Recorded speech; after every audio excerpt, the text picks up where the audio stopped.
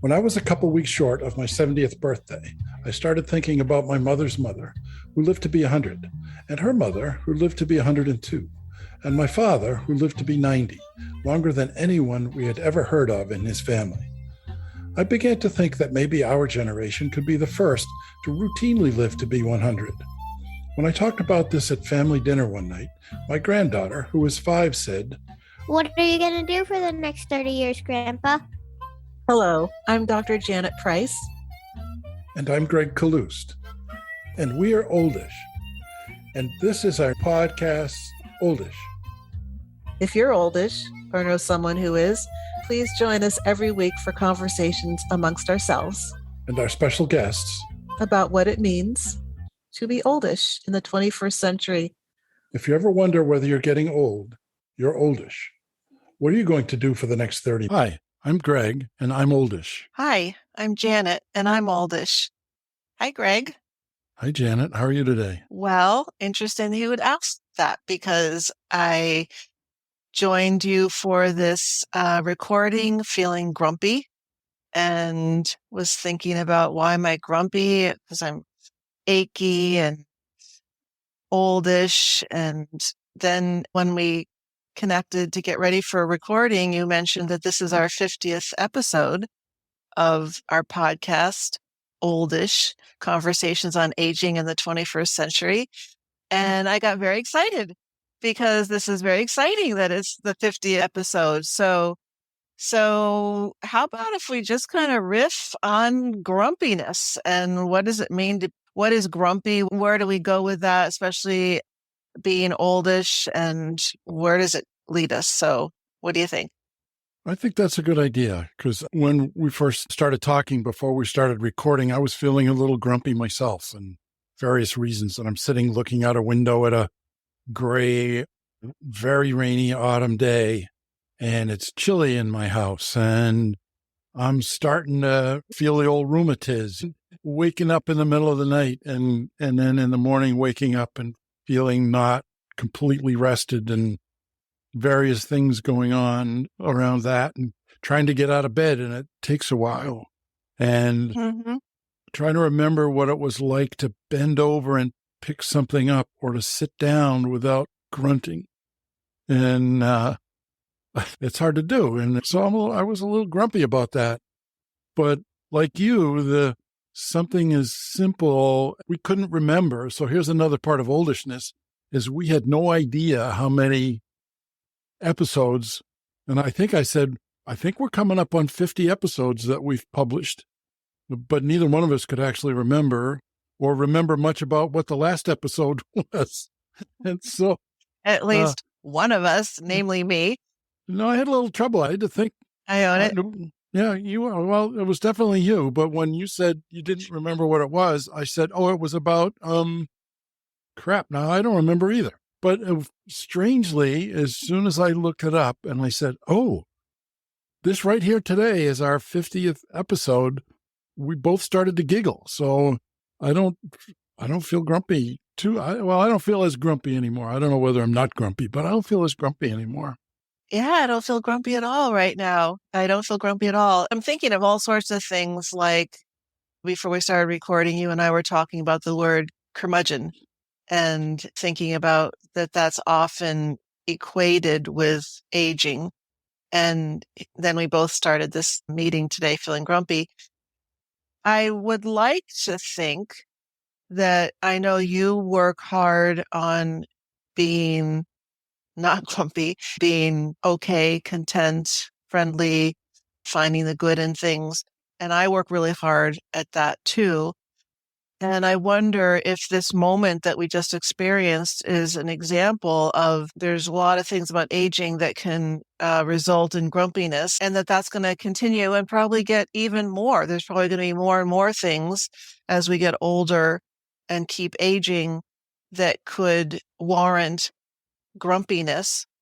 And I think the theme of oldishness, one of them is, how can we do this differently? How can we be present in our life in this moment, even with aches and pains and grown kids gone and moving towards retirement, just all the things that can create curmudgeon-y feelings. Yeah, that's a good idea. When I was enumerating a list of causes of grumpiness and curmudgeonness, something went through my head that wasn't actually related, but it was close. That one of the things I think that I'm struggling with the most, to the extent that I struggle with stuff around getting older, and I'm willing to admit that I may be in denial about the whole thing, and that all of this energy into oldishness and spreading the word about oldishness and playing pickleball, playing basketball,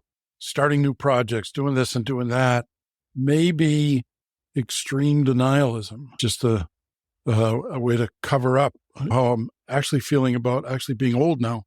But when I was enumerating this list, this bit of a song by Van Morrison went through my head, and the line is, "All our dreams that don't come true." The song is not about especially getting oldish. The song is, for anybody who wants to listen, it's called "It's So Quiet in Here.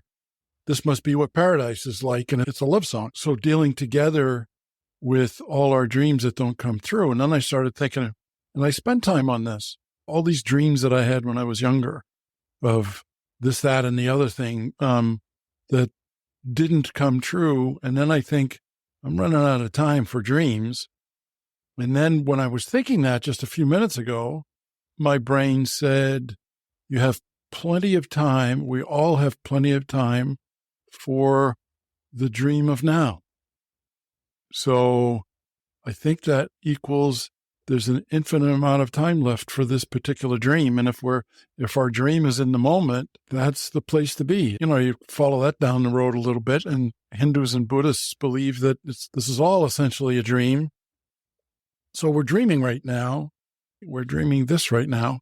And it's a pretty good dream. When I was younger, I had all these dreams and fantasies and plans for when I got older, I would be, I don't know, rich and famous, kind of basic kind of dreams. When I was a kid, I had a dream of being an athlete, and I had a dream of being a poet and all that kind of stuff, most of which has not fully materialized exactly. But I never dreamed of this. I never dreamed of sitting, looking out at the autumn with my dear friend talking about stuff. Didn't dream of this at all, and here it is. And this is actually, in real life, the richness of this is better, I think, than the fulfillment of some of those earlier dreams that I thought I had. That's beautiful. To think of the dream of now, to hold that as a reality. I think there's the potential for this way of thinking to bring contentment and happiness, maybe fulfillment. It's a potential, because I think, going back to the word curmudgeon or grumpy, if that takes over the grumpiness of life and at this moment of aging, if we don't pay attention, we don't realize the beauty of the dream of now. So I think it's really important to have that as a goal, is no matter what comes, I want to be content now. I choose to be content. I choose joy. I choose happiness in spite of whatever is going on. There are hard moments. The dream of now can be, and sometimes is, a really hard moment, whether it's physical illness, emotional pain, realization of dreams not realized. So it's not that the healthy alternative is to always be jumping up and down for excitement. But I do actually personally believe that no matter what's going on, there can be contentment, the magic of now, the dream of now. I certainly say things like that fairly often, but it's easier said than done. And then, of course, my brain goes to, I know people in the South whose life isn't that good right now. There are people around the world whose life isn't that good right now. And we perhaps do what we can about that, but it doesn't change how my life is right now. It wouldn't be any benefit to You don't have to live like a refugee. But it balances, and I think. And so I'm not sure that I would go to North Carolina and say to somebody whose house floated away with their children in it, just be in the now. This is fine. That'd be stupid. You and I have both had our share of griefs and troubles, and but this right now is pretty good, and it didn't take much for me to stop being grumpy. So I must have been kind of falling out of grumpy. I just want to challenge something you just said about don't live like a refugee. And we don't need to dwell on it, but I think maybe what I would say is that even as a refugee or in the South right now with Hurricane Helene and the wars and all of that, what's going through my mind is this book by C.S. Lewis called, I forget what it's called, but it's about what would it be like if heaven and hell were right now in life rather than something that we anticipate after we die. I just found it to be such a fascinating idea that whatever is going on around us could be hell. And some of the people we're talking about, it is hell right now. But how do we interpret that internally? How do we experience that? Makes me think of one of the things that stuck out for me as I've listened to the reporting on Hurricane Helene is how many people have been showing up to help these residents dig out and reclaim their space if they can. That's really struck me. And they've interviewed, I haven't listened that much, but I've heard people interviewed that said, and then at 7:00 in the morning, someone was knocking on my door. And I opened the door and there were these strangers that said, I'm here today to help. And so that's the heaven part. This doesn't take away from everything that's happening for us in our privileged life where we don't have those things. We still can create our own hell by hyper focusing on these aches and pains. And that even when someone comes along and like my dear friend Greg and says something happy, I could stay stuck in, okay, well, I'm just grumpy. So, okay. Instead, we both were open to the delight of discovering that in this moment that brought us out of our grumpiness. That's well said. As soon as I said it, the thing about you don't have to live like a refugee, that was just a random song reference. Tom Petty sang the song, and probably it's not about what I think it's about. It was a random thing to throw out there, but as soon as I said it, I said, well, wait a second. That's rude. It's an unkind thing to say. So I apologize for that, but you picked up on it nicely and turned it around a little bit on my behalf, so thank you. I was thinking about why I was grumpy right before we connected for this recording, and thinking about feeling really achy, feeling tired. But first, I was just grumpy. So there were things coming to my mind like, well, I'm feeling grumpy about this person or that, or what's going on with this. And then it was like, well, maybe I'm just grumpy because I'm tired or I'm achy. So that was helpful for me. And that's part of my learning because I can get stuck in grumpy and what I'm thinking it's about. And then to be able to come back and say, well, it could just be this. It could be that it is a dark and stormy day and I need to just wrap up in a blanket and read and record with you and things like that. Well, that sounds good. Wrapping up in a blanket and reading. I'll do that. I'm ready. When you were talking about C.S. Lewis and what if heaven and hell are real and this is it, there was somebody who, and the name will come to me when I don't need it anymore. Somebody said, hell is other people. That was my first thought when you said heaven and hell is here now. And then I thought about it for a second and as you went on and you talked about strangers knocking on the door, heaven is also other people. So one of the best things for me about being oldish is having the opportunity to relearn stuff that I thought I knew and to discover things that hadn't occurred to me before and just keep on keeping on and living bigger. I always had this narrow focus. And it looked, I'm sure people who knew me when I was younger would say, what? That wasn't narrow. You wanted to build an empire. I was narrowly focused on building an empire and not narrowly focused on understanding it all. And now it feels like, well, there's an opportunity to participate fully in life while examining it. And there was somebody else, I forget who it was, well, as long as I'm doing quotes, I might as well keep going. There was somebody else who said, the unexamined life is not worth living. I really have no idea who said that, but it was somebody semi-famous. And again, it'll come to me later. That's one of the things that's making me grumpy is there are so many things. I'm having to try to build a habit around this one. Something will go through my head and I'll say, oh, I better do that before I forget it. And then by the time I put myself in a position to do it, I already forgot it. And that's really annoying. And it happens to me pretty much every day. Somebody said to me the other day, you sure that that's not a sign of dementia coming up? And I said, well, I'm pretty sure it's not. But even if it is, there's nothing I can do about it. If there was a fix for dementia, we might not be having any of these conversations. But all I can do is do whatever I can do that people say staves it off. Get exercise, socialize, have friends, love people, learn new stuff. Think about stuff.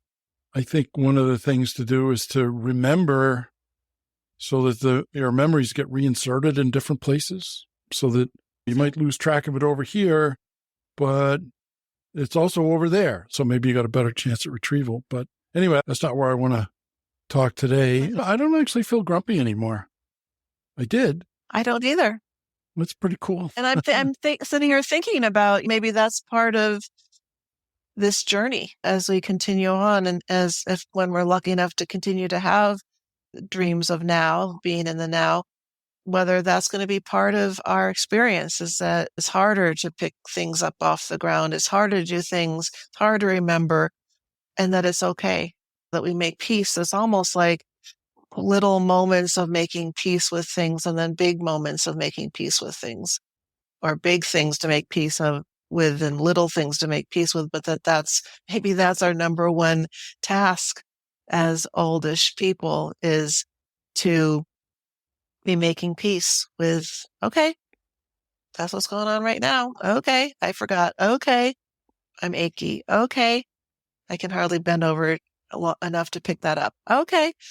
Before we go away today, I would like to say to our listeners, and we have a steadily growing, and one of the dreams that we let go of was, everybody, when they start off an enterprise like this, is like, oh, well, who could resist listening to that?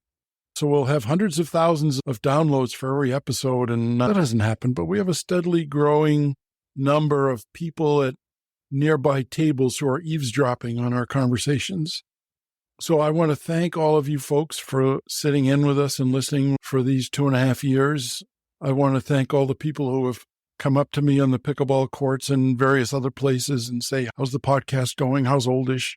You taking any more trips? Who's on next? So I want to thank everybody for that. And I also would like to invite anybody that has thoughts on Grumpy to go to our website and put something in the comments that says, yeah, I was feeling grumpy too. And then I started listening to you guys and now I'm all cheered up. Or what's wrong with you people? There's nothing to be cheerful about. I'm just grumpy, something like that. Please do that, because it would be fun for us. You all get to listen to us natter on, but it would be fun for us to hear what you folks have to say occasionally. And while you're there, if you have a topic you want us to talk about, or if you have somebody you think would be interesting for us to sit down with and you'd like to hear that conversation, please let us know in the comments on our website. Unfortunately, there's no way to do a comment on our website while you're driving down the road listening to our podcast in your car. Please don't try to go to our website and type in a comment while you're driving down the road listening. But assuming you can remember to, if you can remember, the next time you're at your computer, go to www.oldish.me and post us a comment. And then neither one of us will be grumpy. Exactly. And if you feel grumpy all the time, that's okay too, because we're just having a conversation together. where it's just two people talking about oldishness, and there's lots of experiences out there. So we welcome, without judgment, any comments that come in. Well, we did it again, Janet. We managed to talk for over 20 minutes. And so I want to say thank you for all this. Thank you for these 50 conversations. That's remarkable. I'm not sure I've ever had 50 conversations with anybody. It seems like a lot of conversations, doesn't it? Yes, it does. Yeah. So thank you for I'm proud being of us. along in this adventure. Yeah, it's, I think we should be proud of it. So thank you. This has been great. I always learn something. I think it's true that, no matter what mood I'm in when we start, I'm happy by the end. And, that's from hanging out with you for half an hour, whatever it turns out to be. And, so thanks. Yes, I agree. And thank you, Greg. It's been quite a journey from first talking about this to getting it off the ground to having 50 recordings. And let's look forward to the next 50. Yes. Great. Bye, Janet. Bye, Greg.